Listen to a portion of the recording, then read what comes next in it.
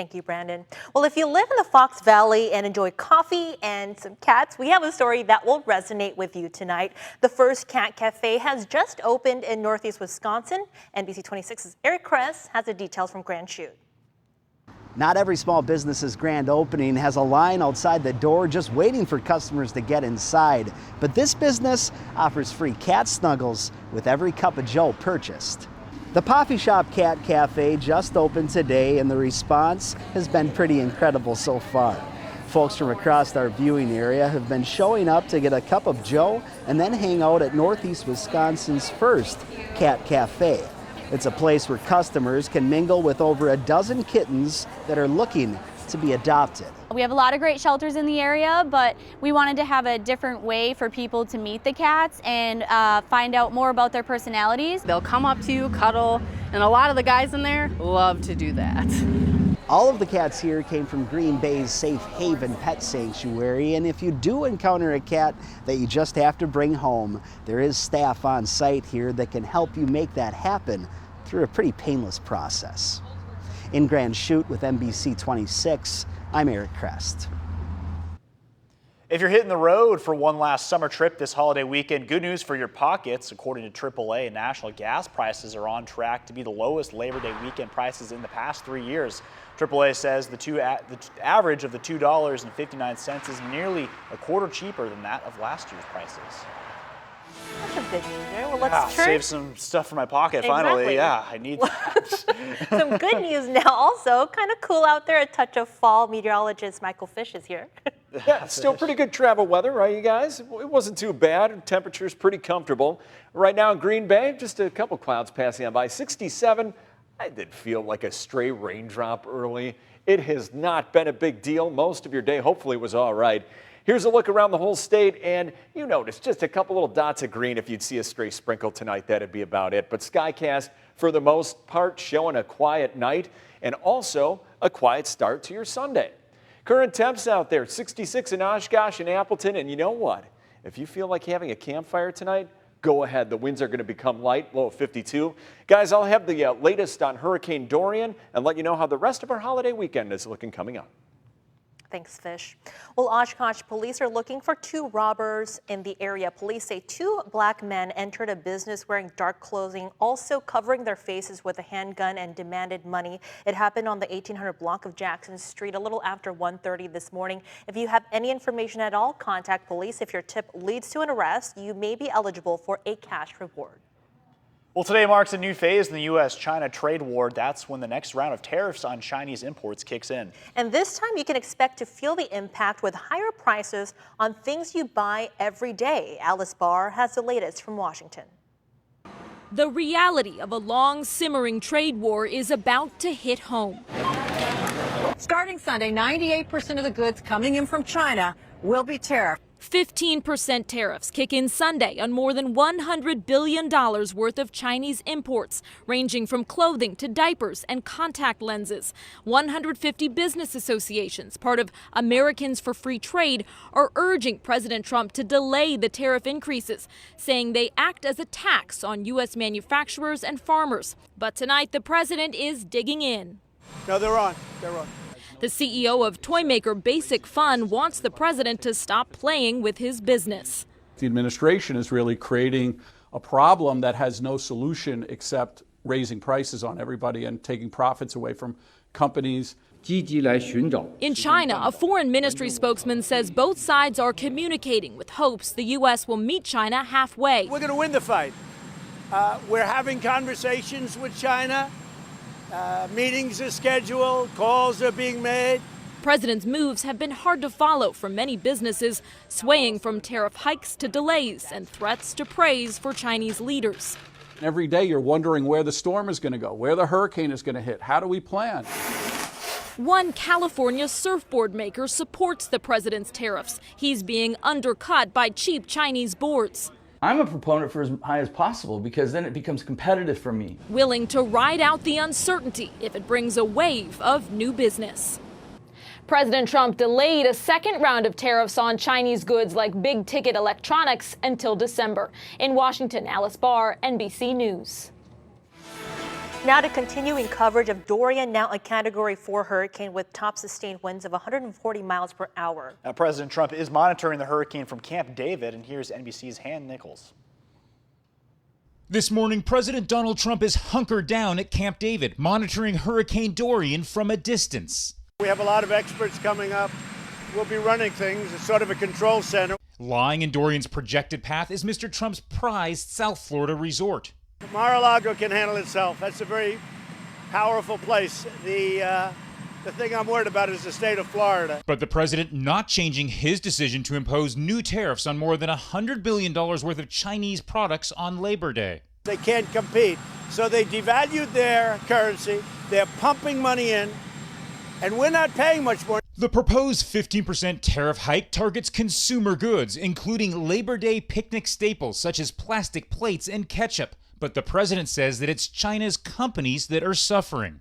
13% of companies will be leaving China in the fairly near future, and I'm not surprised to hear that. I think it's going to be much higher. The president also addressing the abrupt resignation of his personal assistant, Madeleine Westerhout, confirming a Politico report that she made unflattering comments to reporters about his family at an off-the-record dinner a few weeks ago.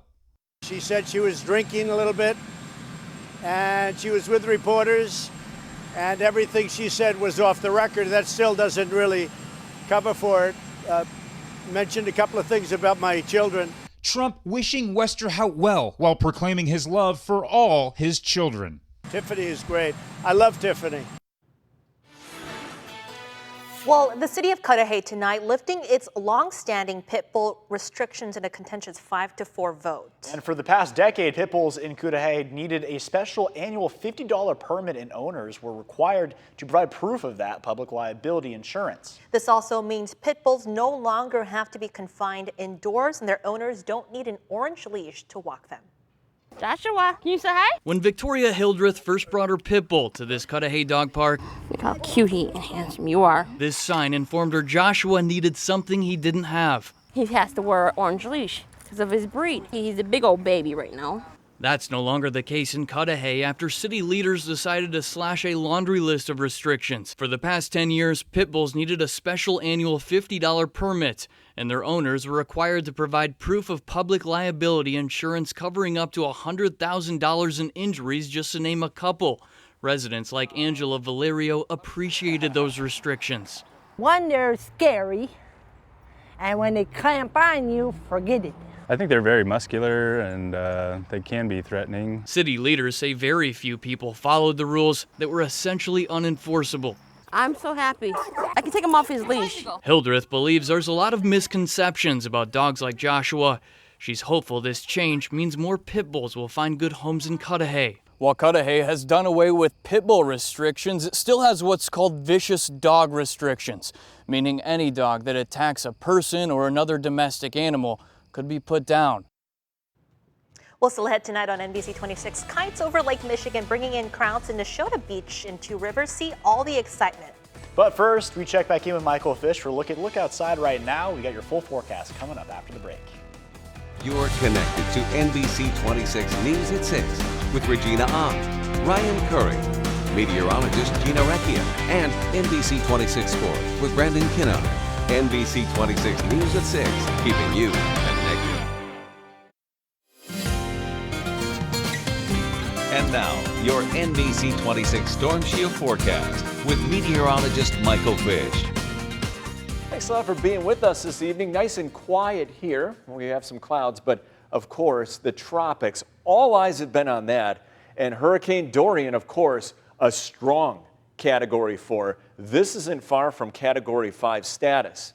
Now, the latest National Hurricane Center path, you notice, remember, this is called the cone of uncertainty. So the center of circulation can either go all the way on this side, which would make landfall in Florida, or look at the other side of the cone of uncertainty, staying out to sea.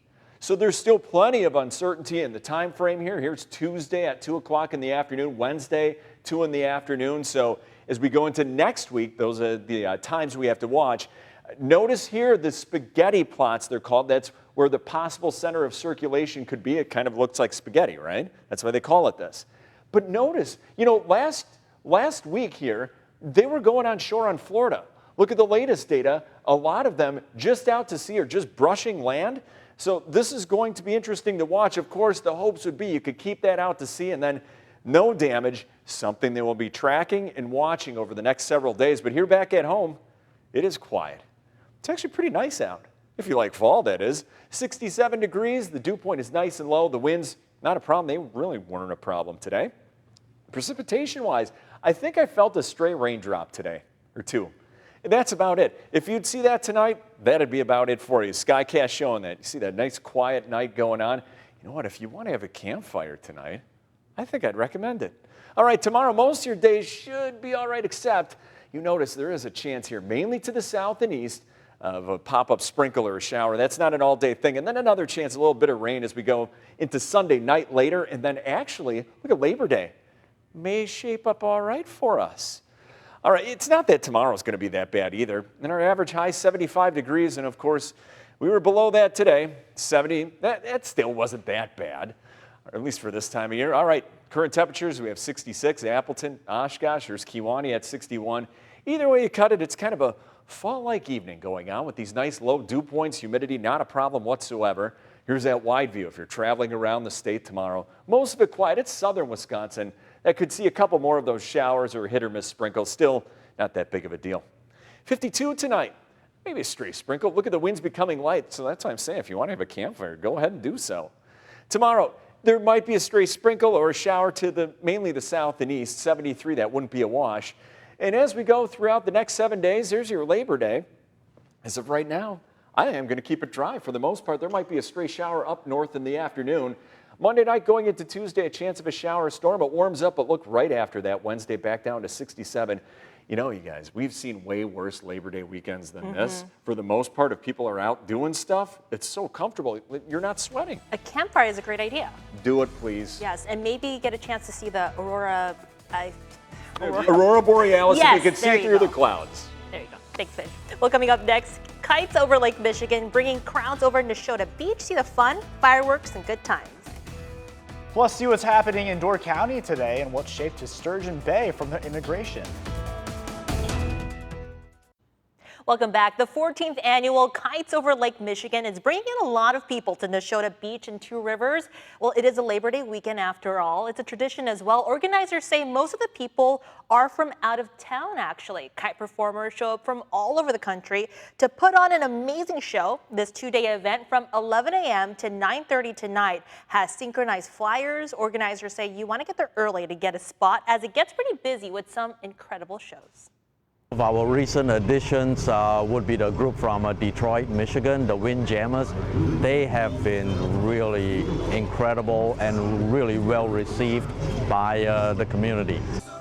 And if you missed today, you can visit tomorrow from 11 a.m. to 4 p.m.